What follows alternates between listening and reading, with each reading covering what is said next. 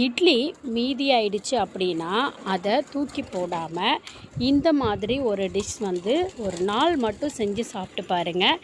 நீங்கள் கண்டிப்பாக உங்கள் வீட்டில் இட்லி செய்யும் போதெல்லாம் இதை கண்டிப்பாக நீங்கள் செய்வீங்க. இப்போ இந்த டிஷ் வந்து எப்படி செய்கிறது நம்ம ஸ்டெப் பை ஸ்டெப்பாக வந்து பார்க்கலாம். வீடியோவை ஸ்கிப் பண்ணாமல் பாருங்கள். வெல்கம் டு நந்தினி மண் சட்டி சமையல்.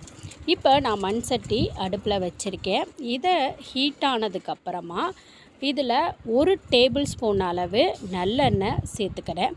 எண்ணெய் நல்லா இந்த மாதிரி காஞ்சதுக்கப்புறம் இதில் கடுகு ஒரு 1/2 ஸ்பூன் அளவு இதில் சேர்த்துக்கிறேன். கடுகு நல்லா பொரிய விட்டுருங்க.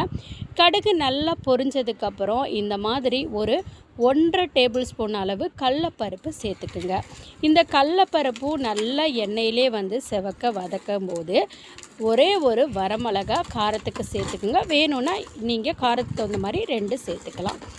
அதுக்கப்புறம் பொடியாக கட் பண்ணாலும் சரி, இந்த மாதிரி நீல வாக்கில் கட் பண்ணாலும் ஒரு 4 பெரிய வெங்காயம், 1 கொத்து கருவேப்பிலையும் சேர்த்துக்கோங்க. இதை எல்லாத்தையும் ஒன்றா சேர்த்துனதுக்கப்புறம் இந்த டிஷ்ஷுக்கு தேவையான உப்பு சேர்த்துக்கோங்க.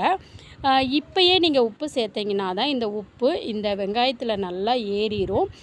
நீங்கள் வந்து அந்த இட்லியில் வந்து நீங்கள் போட்டு நல்லா பெரட்டும் போது அது வந்து செட் ஆகும். உப்பு கரெக்டாக இருக்கும். இப்போ நம்ம இந்த மீந்தமான இட்லி இருக்குது பார்த்திங்களா, இதை நம்ம உதிர்த்து வச்சுக்கலாம். இப்போது இந்த வெங்காயத்தை பாருங்கள், இந்த மாதிரி கண்ணாடி பதம் வர அளவுக்கு இதை நம்ம வதக்கிக்கணும். இந்த ஸ்டேஜ் வந்ததுக்கப்புறம் இதில் நான் ஒரு 1/2 ஸ்பூன் அளவு மஞ்சத்தூள் சேர்த்துக்கிறேன். இது வந்து கலருக்காக சேர்த்துக்கிறோம். இது ரொம்பவுமே பார்க்குறதுக்கே ரொம்ப கலர்ஃபுல்லாக இருக்கும். எல்லாருமே வந்து விரும்பி குழந்தைங்கள்லாம் இதை சாப்பிடுவாங்க. இப்போ நம்ம இந்த மாதிரி நல்லா அந்த மஞ்சளோட பச்சை வாசம் போனதுக்கப்புறம் உதிர்த்து வச்சுருக்கக்கூடிய இந்த இட்லியை இதோட ஒன்றா சேர்த்துக்கோங்க. சேர்த்து நீங்கள் அடுப்பை சிம்மில் வச்சுக்கோங்க. முக்கியமாக சிம்மில் வச்சுட்டு இந்த மாதிரி கை விடாமல் நீங்கள் கிளறி விடுங்க. இந்த மாதிரி கிளறி விட்டுட்டே இருந்தீங்கன்னா இந்த வெங்காயம் இந்த இட்லி எல்லாமே ஒன்றோட ஒன்றா கலந்துடும். இங்கே பாருங்கள், இந்த மாதிரி மாறிடும். இப்போ பொடியாக கட் பண்ண கொத்தமல்லி தழை 1 கைப்பிடி அளவு சேர்த்துக்கோங்க. சேர்த்துக்கிட்டு இதையும் நல்லா வந்து கலந்து விட்டுருங்க.